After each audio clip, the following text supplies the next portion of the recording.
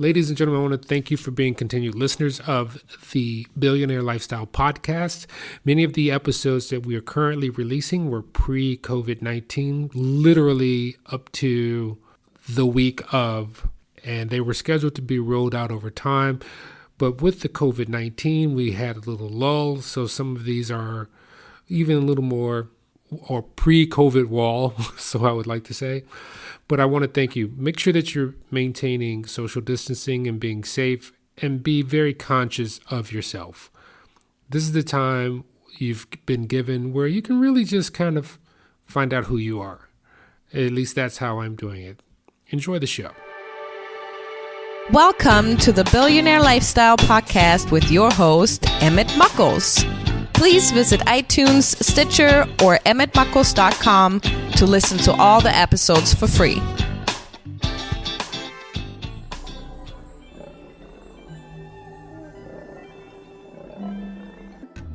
Ladies and gentlemen, today we are just having a conversation on the Billionaire Lifestyle with my earlier guest and friend, Marua Sweeney.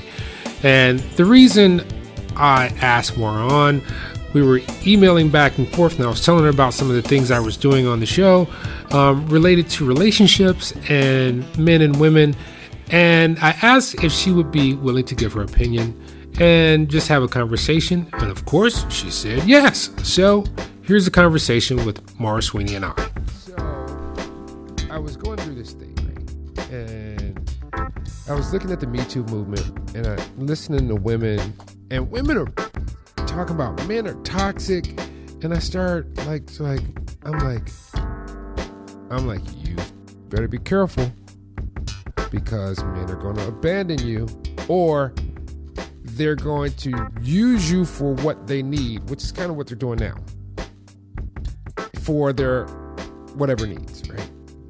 Because they're not going to invest in you because they can't, the good men can't trust you, because you're throwing all the men in the same, you're throwing the baby out with the bathwater. I agree with you. And I think people do that all the time today in so many arenas. You're right. And I was looking at, I'm just looking at society. I'm a voyeur of society. And I was like, and you're hearing about like the Harvey Weinstein, you're hearing about stuff going on in Hollywood. When Morgan Freeman, when they threw him under the bus, I was like, wait a minute, something. And then I said, wait a minute, many, also in conjunction with Bill Cosby. And so me being the age that I am, I understand the differences in time. So in the 70s, it was cocaine, lewds. They were doing all kinds of stuff. You really someone who's young can't really understand all the crazy crap that was happening during the disco era. Think about it. You know what I'm talking about? It's crazy. I didn't live, I was here during the disco era, but I was always busy working. So I was one of those people, like you said, a voyeur of what goes on in society and culture, but I wasn't in the middle of it. And I think I was just more careful. There was something about me, but it didn't mean that I missed what was going on. In fact, I was always quite aware. And was you're right, wild. It was a completely different era. It was a completely different era, completely different things. And and here's the other thing. So, here's my biggest fear in the whole movement. Now, I actually understand it universally, because we're moving in the cosmos out of an age. We're moving into the age of Aquarius. And I keep bringing this up on the show, and I never got that when I was a kid and they were talking about the age of Aquarius. So I started looking up. Age of Aquarius is a feminine age. The last two ages have been masculine ages. The age of Pisces and the age, I think, of Ramses or the Ram or Taurus. They've been very masculine. War, famine, people taking over stuff. We're moving into a different age. Got it. But you cannot throw the baby out with the bathwater. And I understand with the Me Too movement, the women's empowerment movement, but here's my thing. I'm hoping, that women don't turn into their what they claim their aggressors are in a different form. B, I forgot what B is. You forgot what B was. B was. No, but that women don't. I'm just, there's two different things I'm seeing. So I'm seeing women who have hit about 40 has a different ideology than the women who are less than like 37 or who are pre-35. So the women I talk to who are over 40, they're like, look, man, I just want to be treated like a woman. I want to own my woman power. And I just want a man who has most of his teeth, takes a bath, probably is not too much credit that doesn't live with his mama or his ex-baby mama because he can't afford to live anywhere else, and doesn't send me pictures of his genitals. That's all I want. Oh, my goodness. That's all I want. And such high standards, right? Such high expectations. Such high standards. And younger women are just like, oh, he said that to me. He's a dude. And I'm thinking to myself, so a couple of months ago, I read this book. It was on my list and I was just never getting around to it. So I got it on Audible. Men are from Mars, women are from Venus. And I'm like, everybody should read this damn book. That was a classic from years ago. I never read it, but it was supposed to be explaining the different sexes that one could understand the other, right? Yeah. So I said to my wife, babe, you need to read this. And she was busy. She's like, I can't read it. And I got a little upset because I was like, this is really important. Because she and I are very open. And then I get a text and she said, oh my God. Because I read it and I was like, God, this guy is explaining me to a T. Really? And it's really picking up on a lot of the things that I see in my wife that I get frustrated with, like, why don't you understand? And I was like, because we're yin and a yang. And the yin can't understand the yang can't understand the yin. So forth, so on. But Marua Sweeney.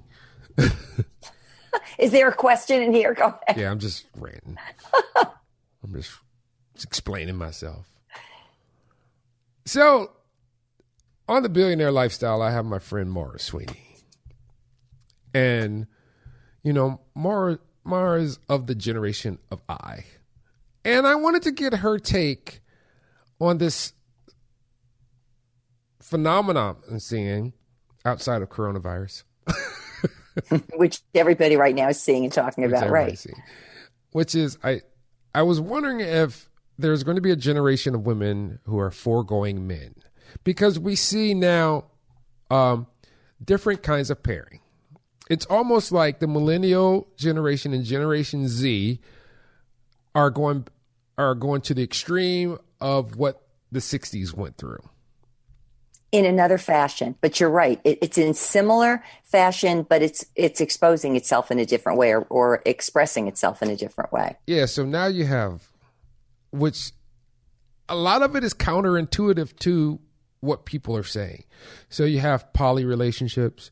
You see a dude with two women, or you might see a woman with two dudes. You see same-sex couples, and the ambiguity and misunderstanding of trans relationships. Because I had a situation, and I asked a friend of mine who is,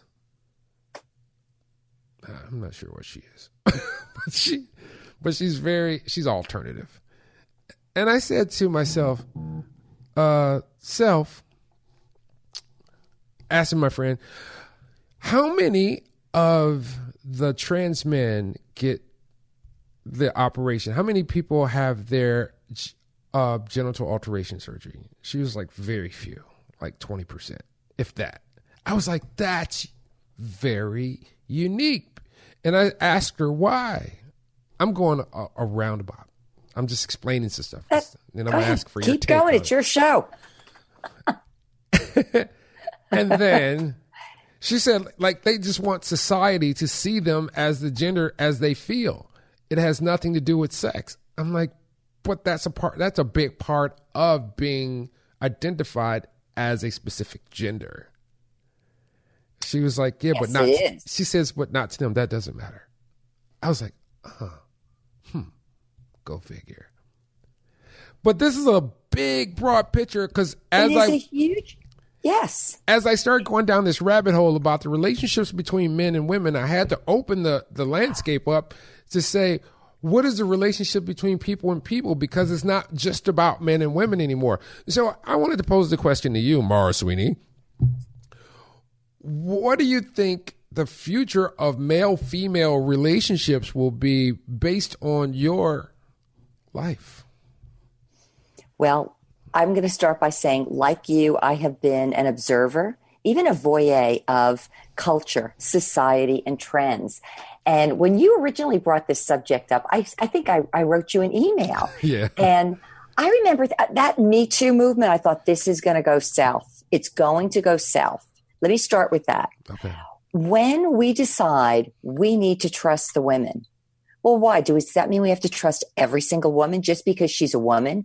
Or we need to let every man have the final say on everything. Why? Just because he's a man.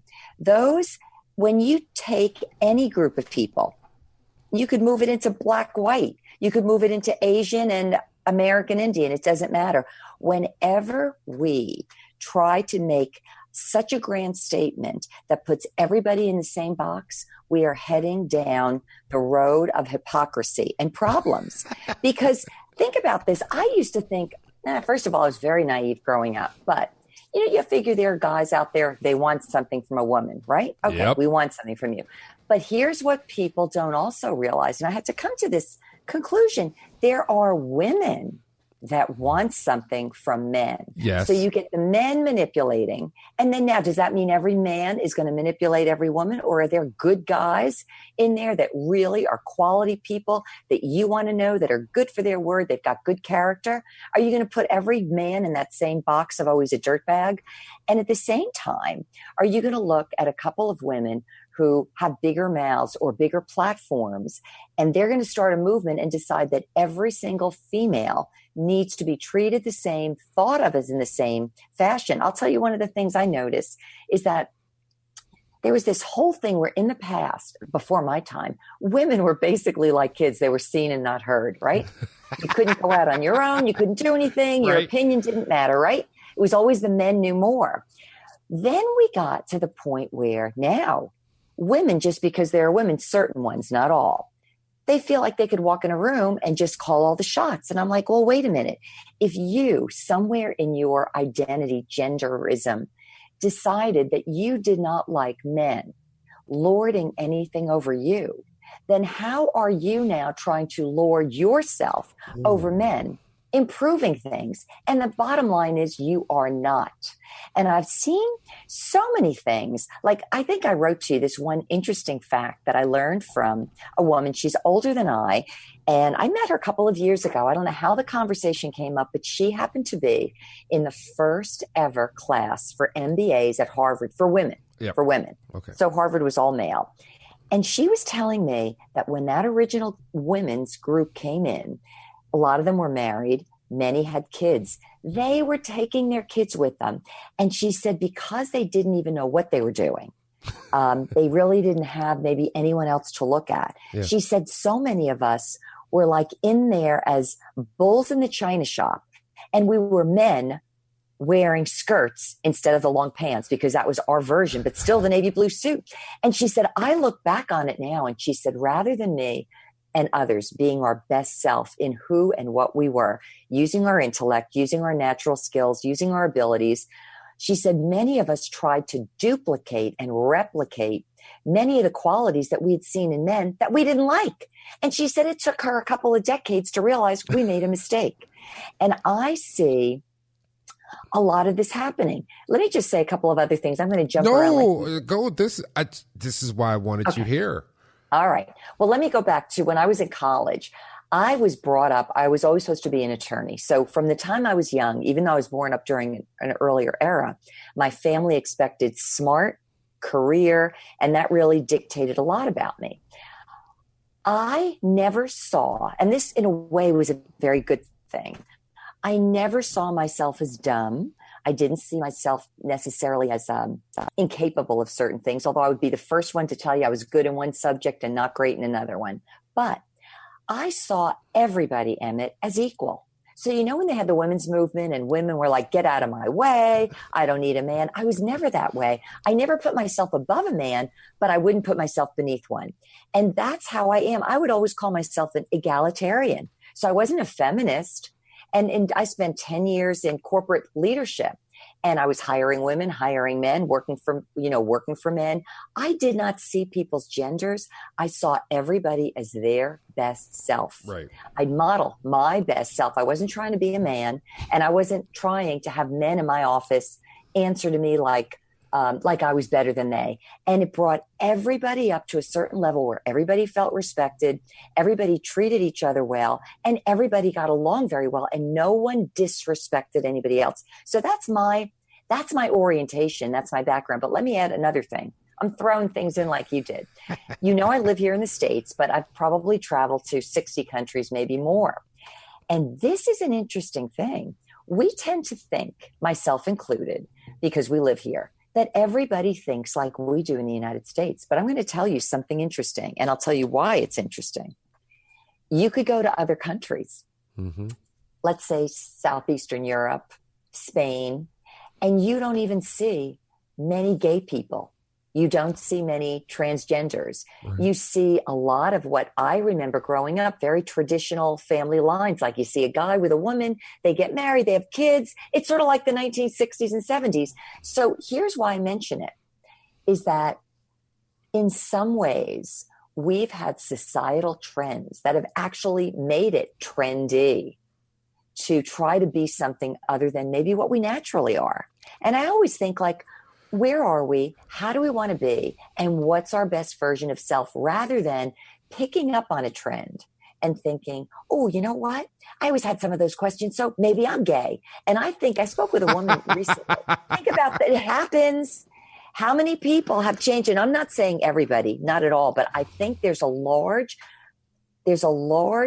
element at work right now in our society, in our media, where everywhere we look, we have different models to look at. So what happens is that men forget to be men in the best way.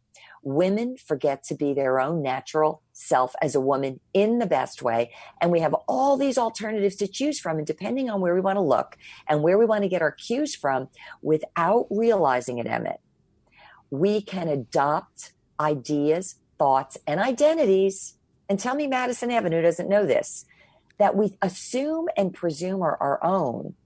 But we really don't know, because so much of what we deem about ourselves comes from outside circumstances and outside messaging. And I say this because I've been to other countries where the media is different and therefore the people are different. So that's part of the role.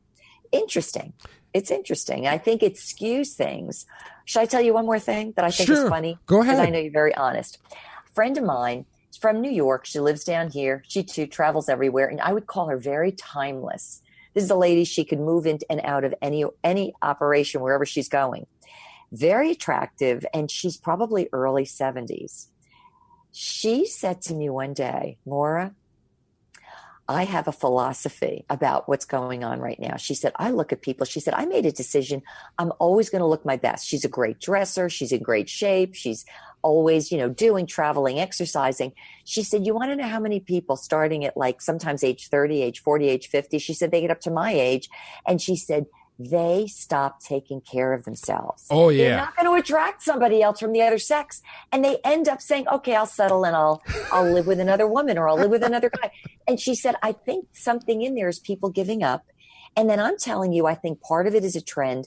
And what I'm interested in is, why not find out who we are and be our best version of self? Where do we feel our best? Where do we feel most comfortable in our skin? And are we doing it because it's good for us and it feels right for us? Or are we doing it because somebody got us riled up about Me Too? Somebody told us we have to hate all men. Was it Alyssa Milano? There was something going on with her a few months ago. It's a trending thing. And I'm going to, this made me think of a family member. I have a family member, and I remember he was about 5. I knew he was gay then. I mean, like, we knew all the time he was gay. And then he grew up to be a man. Guess what? Are you gay? Yep. Yes. I mean, like, it was obvious. It was plainly obvious, like, as a child. Now, let me digress and bring it forward to this modern age. I meet people and they flip-flop. I think I'm gay. You don't think you're gay. Or, yes. You know, and as a man who's over 50 now, I can say with this kind of impunity for myself, because I just know who I am, you know, there's some women who might find another woman comforting, might find the human attraction, but mislead that to say this can go sexually or I have to go all in. I've seen some men, I'm like, that dude's hot.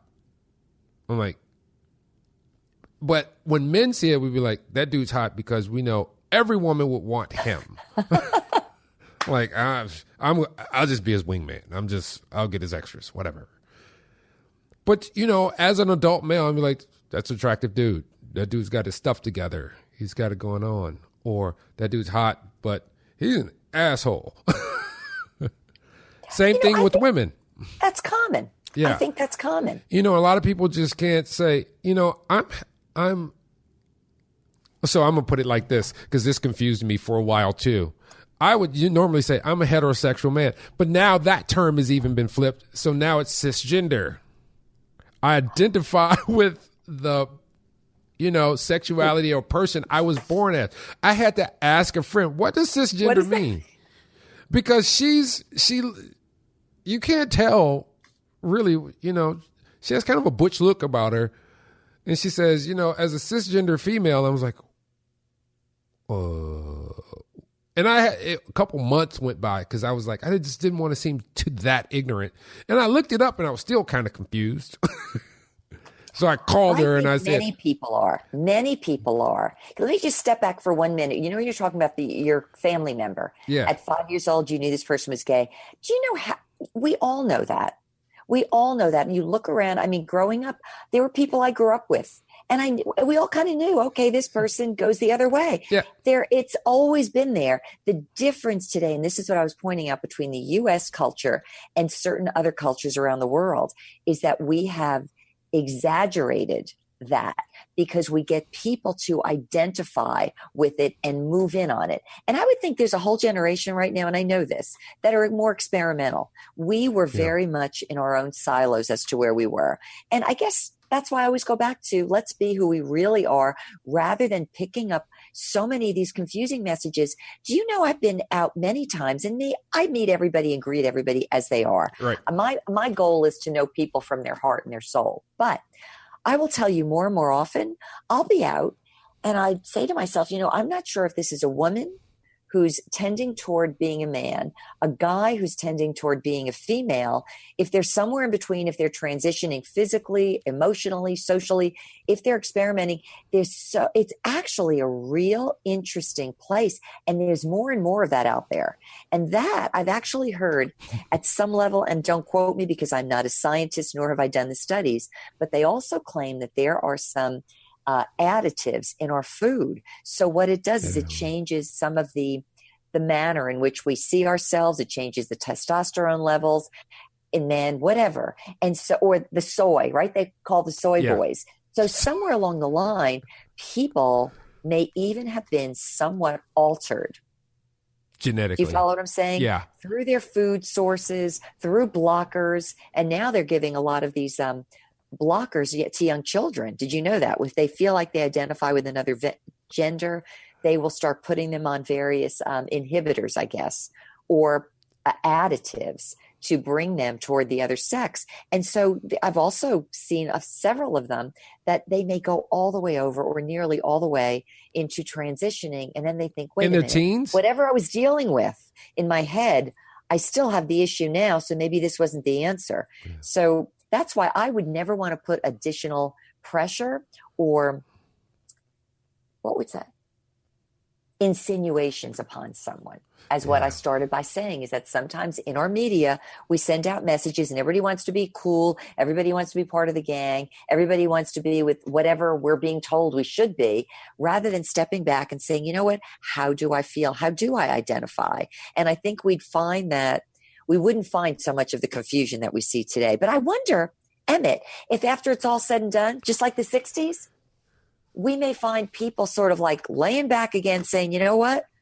After it's all said and done, I think I'm a woman because that was the way I was born, or I think I'm a guy. Because the whole hoopla and the trendiness of it has sort of dissipated, and then people are able to just identify with whatever they are. Again, not saying everybody's going to identify as their born gender or their gender birth. We'll figure it out. And I was trying to figure out why the LGBTQ, I wanted to find out what the physical representation as far as population was. So I looked it up, and it said on the internet, so it must be true. We all know that, yes. It said 4%. I was like, okay. 4% for the entire group? No. In the United States. Is that what they're saying? Okay. Because if I go outside, I could disagree with that, right? You could disagree with that, but then that's what made me go back to my relative. Are they actually, or is that just people who identify with some of the movement? Because I'm like, they have a really powerful lobby. A really powerful lobby. They are making, put it like this, they're making more strident changes than the African Americans have in 50 to 100 years. I agree with you. And you know what? You reminded me of something. There's a young woman I know. Well, I'm always talking to people all over the place, but there's a young woman I know. Let's say she's about 30 years old.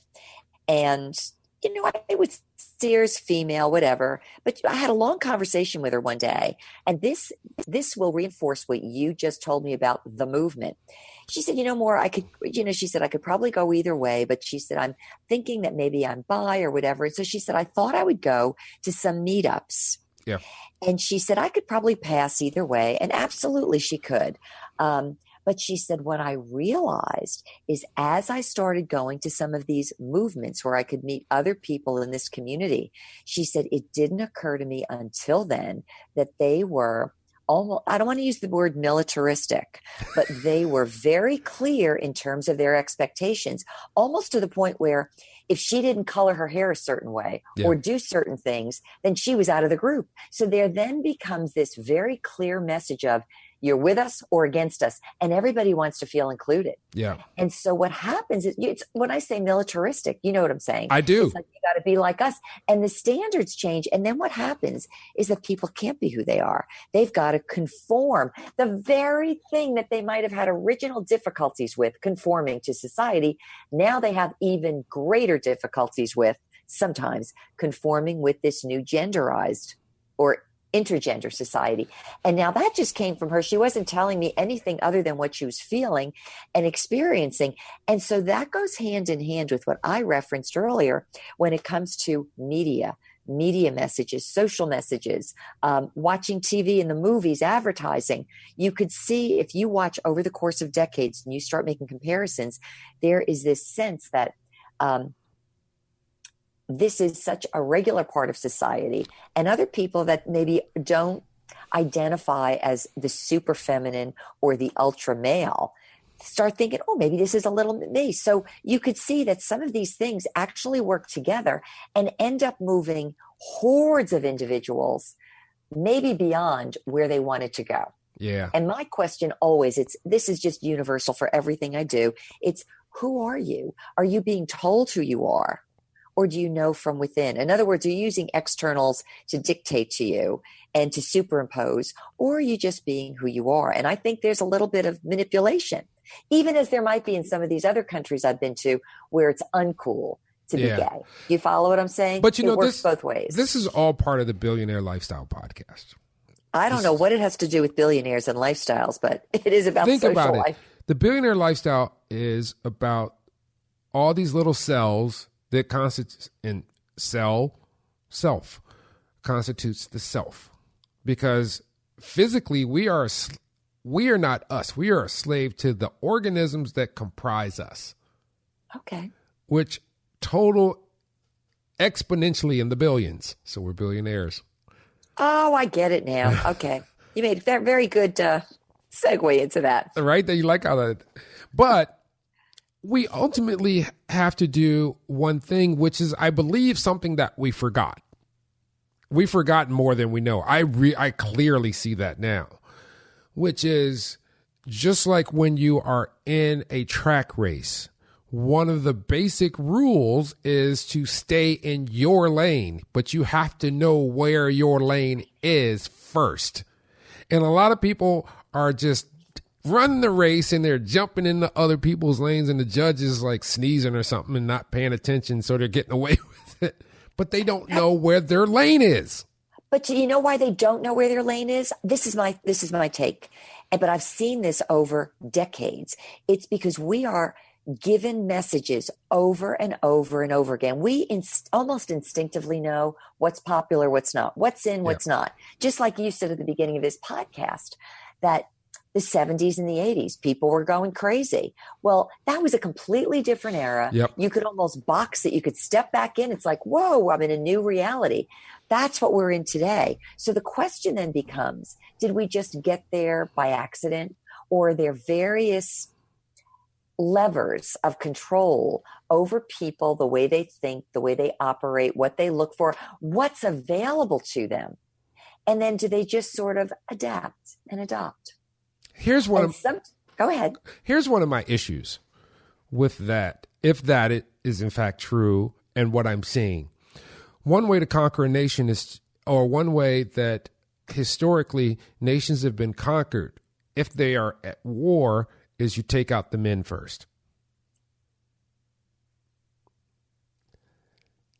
That's all I'm going to say about that. You take away the masculine component, because the masculine component is there to defend and control. That toxic masculinity is necessary because it creates a certain balance. All right. Now, I'm so glad you brought this up. I have to tell you something. My husband and I have been together since college. My husband's a guy. He's also very sensitive, smart, intuitive. But can I tell you, I've come home sometimes and I'm saying, Ginny, I'm so glad you're a guy. I love the fact that you're a guy. He's tough. You know what I'm saying? Yep. He's a guy. I like that. We have had something happen in our society, and I know guys have probably felt it first, but think about the younger guys that really didn't experience it. They knew they were guys. They were honored as guys. There's also a place where women know they're women. They could be honored as women. I don't feel like I ever have to apologize for being feminine, nor do I feel like just because you're a guy, I should think you're toxic. I think that is awful. That goes right back to what you said at the beginning of the show, where it was the Me Too movement. Just because she's a woman, we got to believe her. Well, what if she's a liar, right? Or do we see a man and we decide every man has toxic masculinity? No, because we need masculinity. We need certain strengths that men bring to the table. In the same way, we need certain qualities that women bring. I find them equal, but complementary. Yeah. And then there's bleed over whatever, but I'm telling you, we miss something when guys are no longer able to be guys. So we had first, the guys were brought down several notches. I could tell you this. I remember watching old TV shows. So you'd see Father Knows Best. You'd see Brady Bunch. It was always the father knew what he was doing. But then, this is really good. The era of, was it the late 80s when we had, I used to love him, but you mentioned him earlier. The black guy. Well, Bill Cosby. Bill Cosby. Okay, now let me show you this. Still a traditional family. Yep. He's a doctor. He's smart. I always loved Bill Cosby. But did you notice, now we move into the 80s, and who was always bearing the brunt of all the jokes? The fathers, the men. Right. That was a movement in the 80s. Then if you look, we had all of these situations where the men were absent. The men left. And what I think is like, this is not helping our society. It's not helping the men. It's not helping the women. It's not helping the children. It's not helping the strength of who and what we are as a group, because we stopped honoring each other. Am I right? We diminutize, we diminish, we marginalize, we mock, and then everybody walks around like, who the heck am I? When we should be just the opposite, to say, what are all the good qualities I bring to the table? Because we need all those qualities for the fullness of everything that society needs.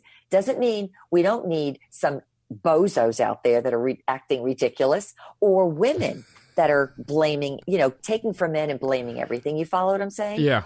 We need the best of everybody, and then we become the best of ourselves. So what really made me really think about this, especially because I hear these allegations of women towards men with these, you got to believe me because it's true, and everybody goes, you got to believe her because it's true because she said it. But here's where it hits home for me as an African-American male. Let's say you and I go out. You're clearly not African-American. Unless I looked right. Yeah, let's say we have a date and things just don't go right. Like, you could literally say, I did something to you, and somebody could kill me, historically. Are you saying there's like another level over and above the male toxicity? No. I'm saying this has been historic, where women have said something about an African-American male. They might have been dating him, or the family didn't like him. They said he molested her. Even though it was a consensual relationship, he dies. He's lynched. So me seeing like these allegations coming out, and I understand that these things happen where women suffer. Women have suffered seriously. I understand that. But there's a great responsibility, and there have been people historically who have abused that power, and it's cost people their lives. Now it's costing people their lives in a different way. It's taking some men out of the fold so that you could have somebody who could cure brain cancer, cure all the diseases in the world. But a woman can say, he didn't stop when I wanted him to. And whatever good work he did is gone. But you really don't see it on the opposite side if a woman does something to a man.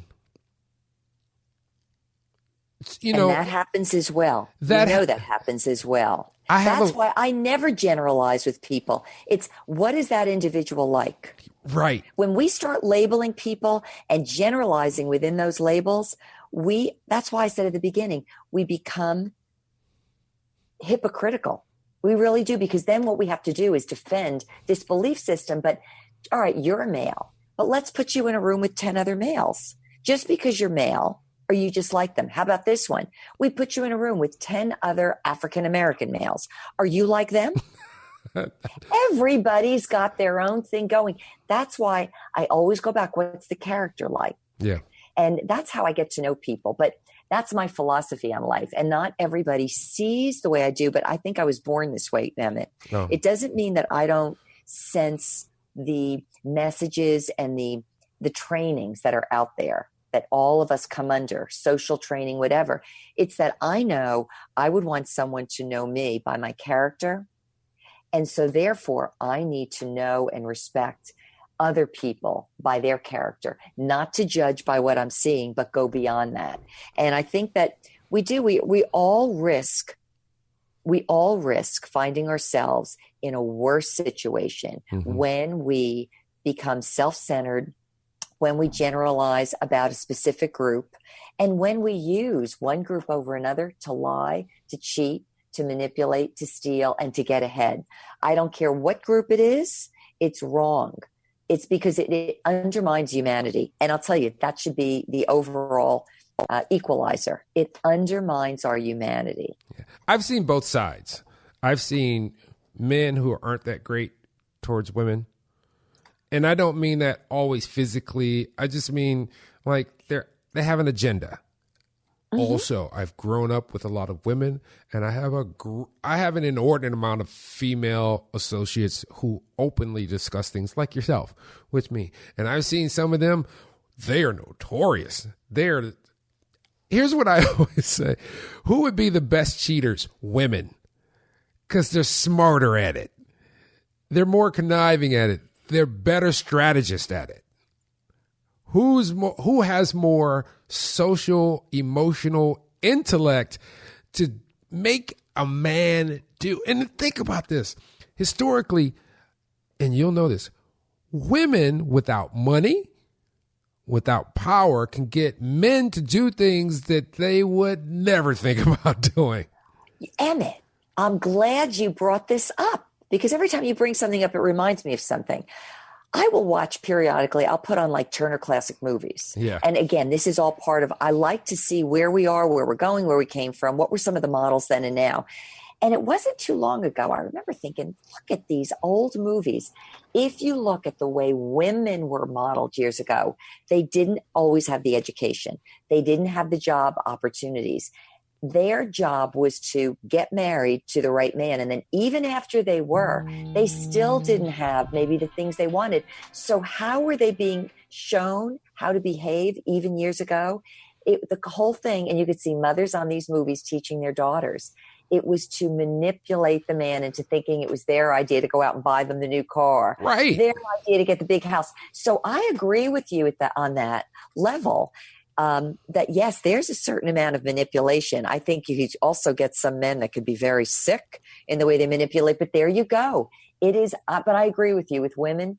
I think that some of them have actually been taught it sometimes at home.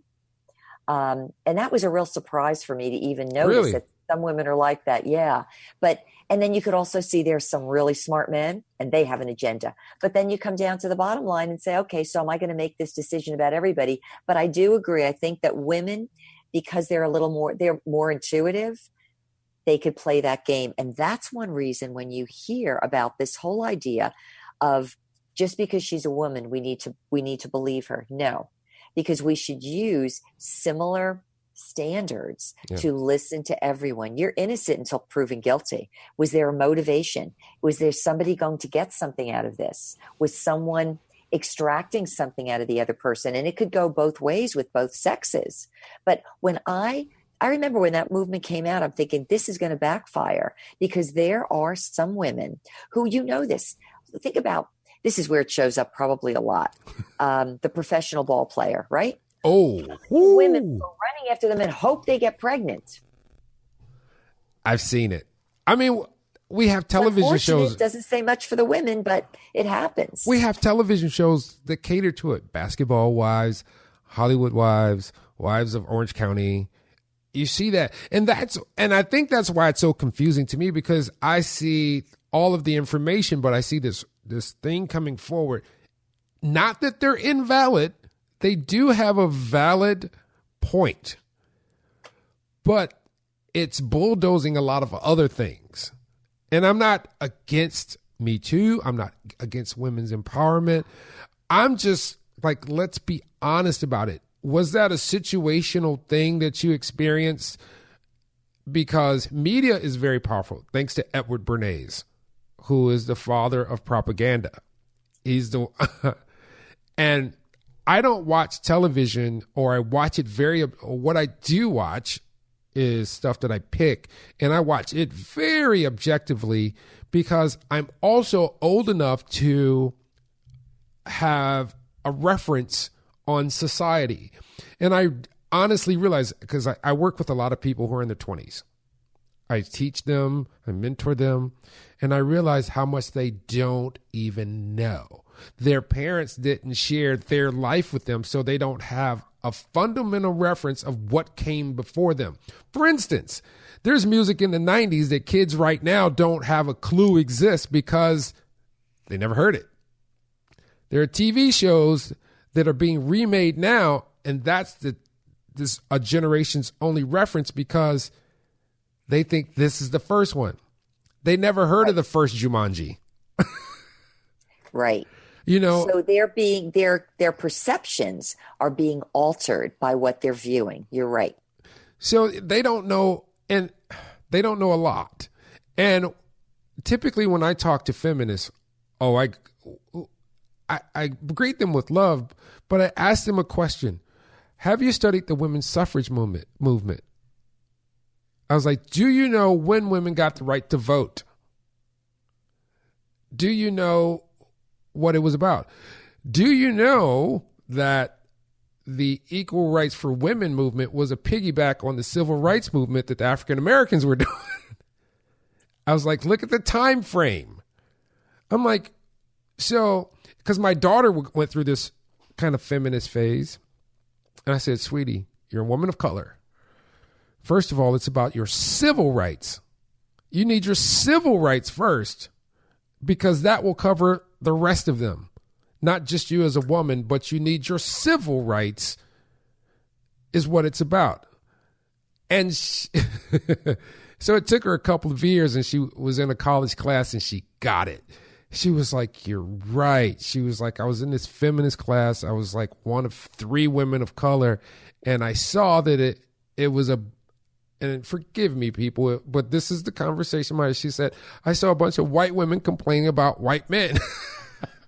But see, that we could get into all of that, and we could become complainers and victims wherever we are. Yeah. I mean, you could be right now. Remember years ago, if you were the white male, you were in a good situation. Now that's becoming toxic. You don't want to be a white male. You can't be a white heterosexual male. It is very unpopular.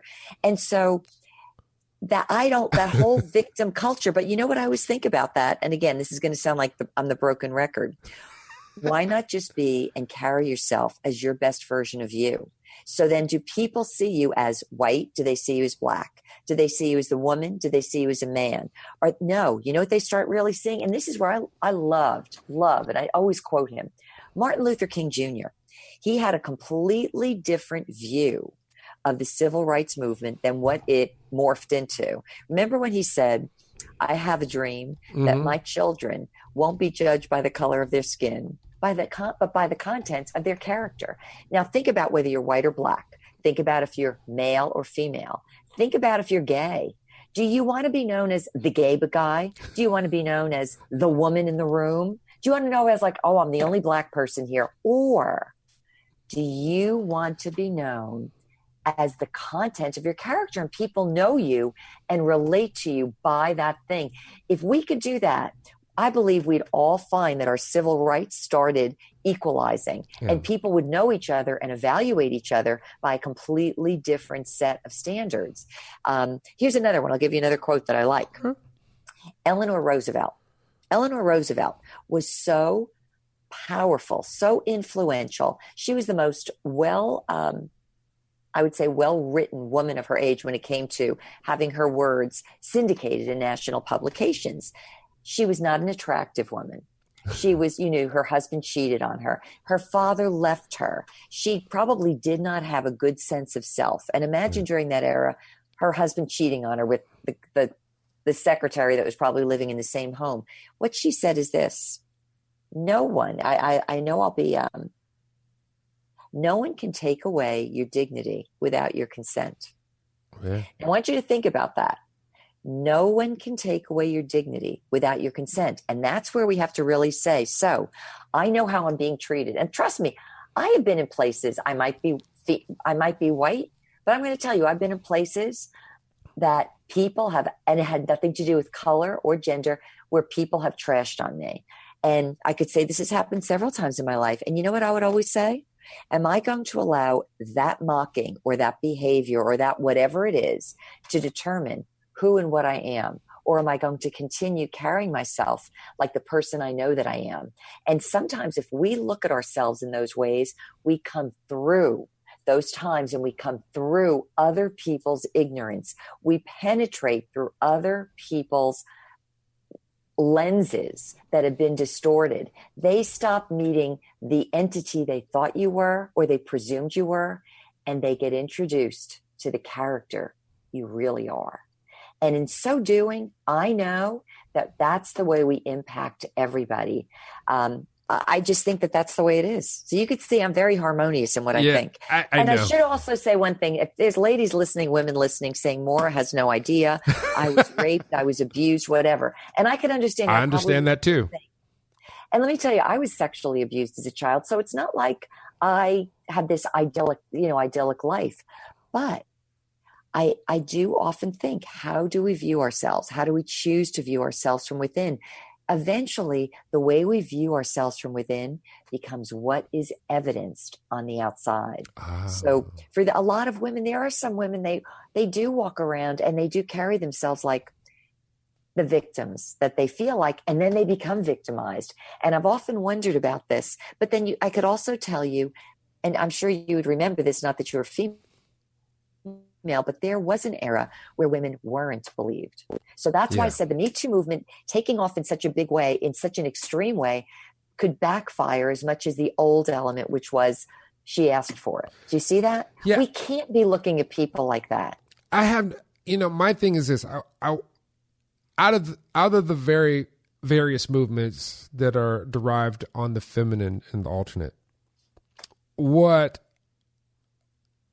this is probably what somebody might be like, you're mansplaining, but I'm just going to put it forth. At least have a target, at least have some objectives to say, this is happening. We're going to report this, and here's the change we really want to see. And these are succinct things that we want to see. So put it into examples, put it into specifics. So if I'm accusing someone of something, it's not to ruin their lives, it's to correct the behavior. Do you heard what you just said? Correcting behavior. Yep. Sometimes people don't even know because they're repeating behaviors they've seen. And also, when you correct behavior, I learned this from my first manager who left me to manage. He said, Maura, whenever you're correcting someone, don't make it about them. Discuss the behavior and how the behavior is not working out for their benefit or for a benefit elsewhere. And he said, people can hear it and receive that word better than when you make it about them personally. And he was right. And but we're not seeing that. We're just seeing the accusations and punishment. No, correct. It's like going into the penal system. Nobody gets rehabilitated. They just come out bitter and upset and mad at life because they had to suffer this without anything happening. And it almost seems to me, and this is kind of a divergence, I think people should look at the Willie Lynch letter.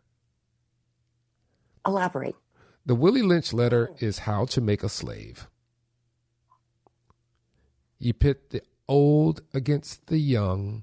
You pit the men against the women. You pick all the differences you can. You segregate them into groups and you pit them against each other. That way you can control them all. Okay. Now, interesting. You mentioned that. I'm thinking lynching, slavery. But you know something? What you just described is what is going on in our country right now. Yep. It is now suddenly, do you know, to be a baby boomer is a bad thing? I didn't know that, but now I'm hearing it more and more. You find you find this thing, the women hate the men. Yep. Really? Like, when did women hate men? But now we do because somebody told us we should. This is all we hear. Or men can't trust women. Yep. Or kids don't like adults, or blacks and whites don't get along. Right. We have so many ways that people are being divided, and it's undermining our society. Yep. It really is. And you know something? You're right. It makes everybody a slave because people then become subject to all of these concepts that divide them, disempower them, and isolate them rather than uniting and empowering them. And when people feel frightened and isolated, they can't have the same conversations with somebody that they could have when they feel like they're given their proper place and space. And so one thing makes it only worse and worse and worse. But you are absolutely right. I have seen that happen over the past 8 years in our country. Shocking to me. Oh, it's really bad now. It's really bad. It's ridiculous. And it's literally the Willie Lynch letter. This is what it's titled, The Making of a Slave. And this came up back in the 1700s. Okay. Because the people in the United States couldn't figure out how to control their slaves because they were like rebelling and killing folks and doing stuff. And these measures were put in place. Here's the other thing. When I go to Europe, which are pretty much monocultures, I don't see the same issues. I will tell you, I've seen many issues that play out completely differently, but it's the same idea. It's the divide. It's almost like a divide and conquer. Yeah. If you could get people divided, should I give you one of the most ridiculous ones? I found that ridiculous. It could have been 15 years ago. I went to Ireland. Now, you know, we live in America. You think Ireland, the Irish people. Yeah. Oh, no. You go over to Ireland, and there's Northern Ireland and Ireland. People in Northern Ireland and the Irish, to me, look exactly the same. Their names are the same, but they don't consider themselves the same. The people in Northern Ireland are Brits. They are Protestants. Yeah. The Irish from the southern part are Catholic, and they're Irish. So listen to this, Emmett. It is shocking when you hear this. And this is where I pick up on all this. You see, you said you're a voyeur of the culture here in the States, which I am. When I go out of the country, I'm like, oh, I can't believe how many ways this plays. So here's the deal. You go over to Ireland and you realize that there are people living in Northern Ireland, and I'm sure the same could be said of Ireland proper in the South, that they won't drive 20 minutes away to go over the border because they don't trust those people. Now, here's the other thing I thought, but at least here in the United States, if it's a black and white thing, you think, okay, this person's got darker skin or lighter skin than me, right? Right. They have to know in Ireland that they're different based upon the schools the kids go to. This is how crazy the divides show up. And I will also tell you that I've been to many other countries, Southeastern Europe, where let's say they were part of the former Soviet Union. Yeah. And that was after World War II, and they were all put together. Then they came apart, but they've got certain people groups that are ancient. I mean, they never left a particular area, and their roots go down, not like ours, but I'm talking about maybe a few thousand years. And they literally identify as their ethnic group and their cultural group. And then they fight for that identity. So they may have a certain look that doesn't look too different from another group, but they've had wars over these things. Yeah. They've had people above them say, well, you used to be friends with these people, but not anymore. And I've heard this. This was in the former Yugoslavia. People that were friends living under an environment where everybody supposedly got along. After Yugoslavia fell, there were leaders that started erupting, and they would start helping people identify with who they were, what their ethnic group was, what their religion was, and they would magnify it. And then at one point they would say, don't talk to those people anymore. Then they would say, now we want you to pick up some guns and start shooting those people.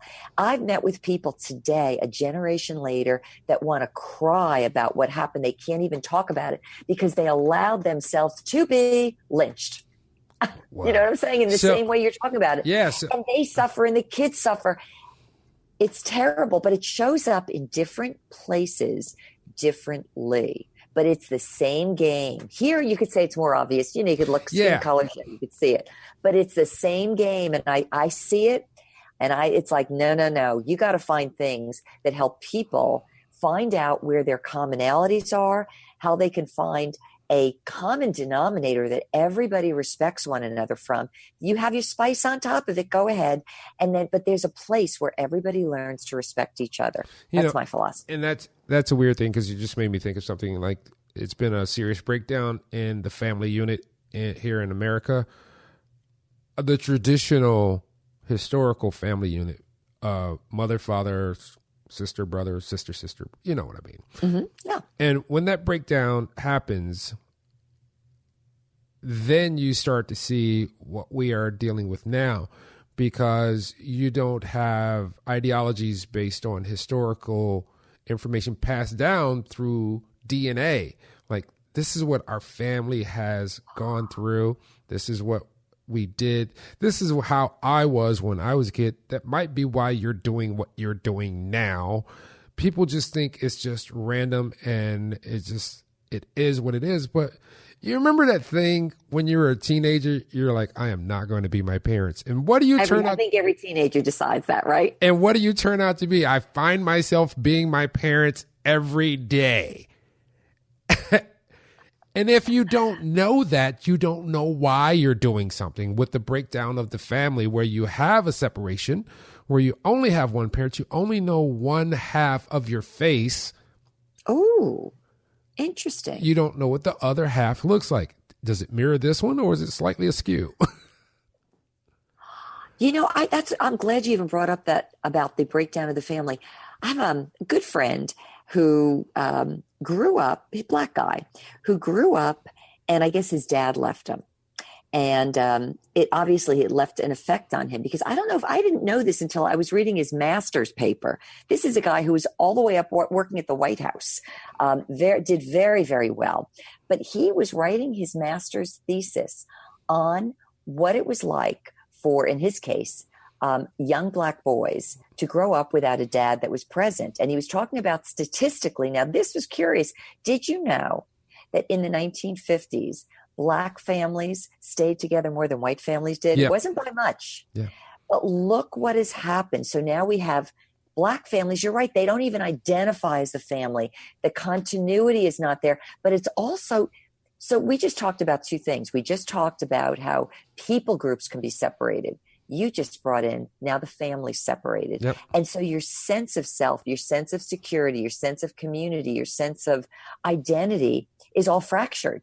And then you become even more susceptible to influences like they talk about with kids. Yeah. You're like, how many kids end up in gangs because they don't have a parent at home that's watching over?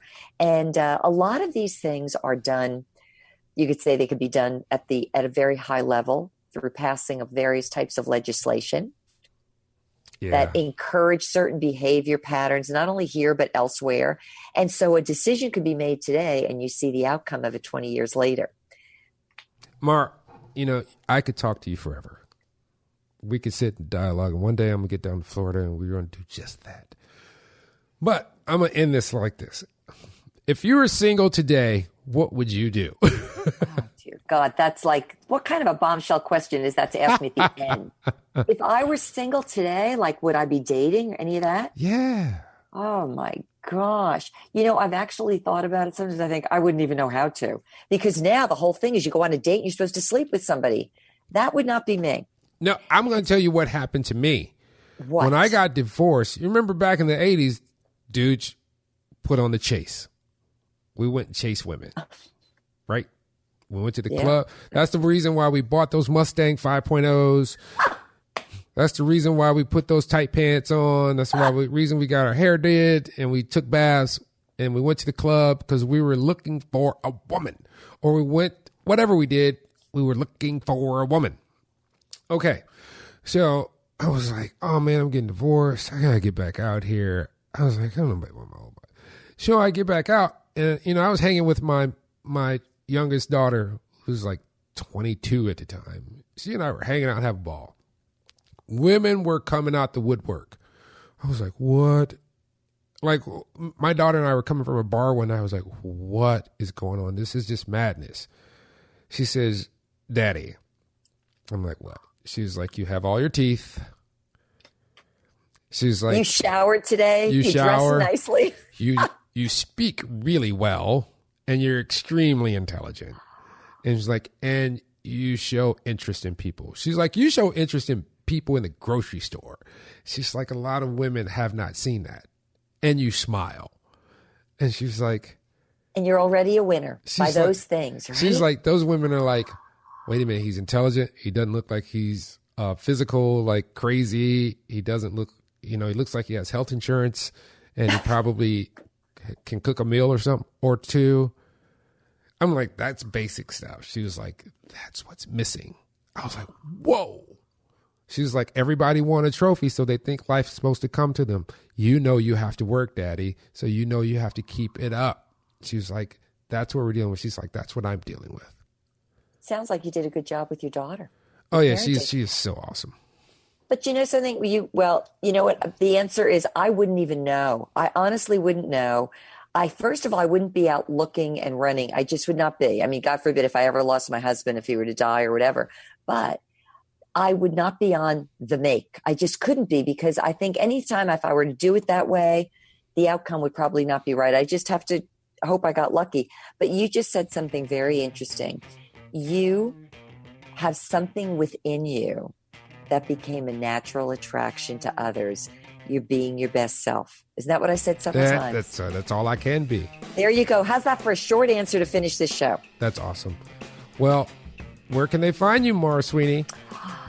Well, if they like to listen, I have a podcast. It's my name, Marua Sweeney. It's called Living Happy Inside Out. Otherwise, they could visit me at Maura, u.com, where I do occasional blogs. And I also do a lot of public speaking. Anybody that wants an inspirational, motivational speaker that talks about things like identity, personal influence, personal leadership, whether it's an organization, a corporation, a leadership group, that's what I do. So call me, Maura at mauraforyou.com, and I think that pretty much covers it. Thank you so much. It was great talking with you. I guess we didn't need those question prompts. I told you we did don't need You did just fine. Ladies and gentlemen, this has been the Billionaire Lifestyle Podcast with Emmett Muckles. Remember, life is fractal. You are special. Just like there's stars in the sky, you can't count them all. So are we. We are fractal. And when you really want proof of that, I want you to go take a shower. Let the water cascade over your body and enjoy the warmth. And then get out, dry yourself off and drop the towel. Go to the mirror, the biggest mirror you can find. And I want you to bask in the glory of you. All that body is made of cells, which comprises the self. If you're wondering how you became a billionaire, a man and a woman got together and they shared some information with each other. Female had an egg, guy had a catalyst. When they came together, the cosmic dance gave it their blessing.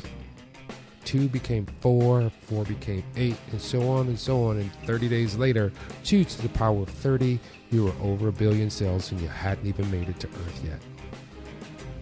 Remember, get closer to the mirror and look directly in your eye. Look at your iris because it looks like a nebulae in the sky. We are fractal. If you feel like you're not loved, love the person in the mirror. If you're at the end of your rope, remember that life rope is very long and it's got elasticity. You can tie a knot at the end and keep hanging.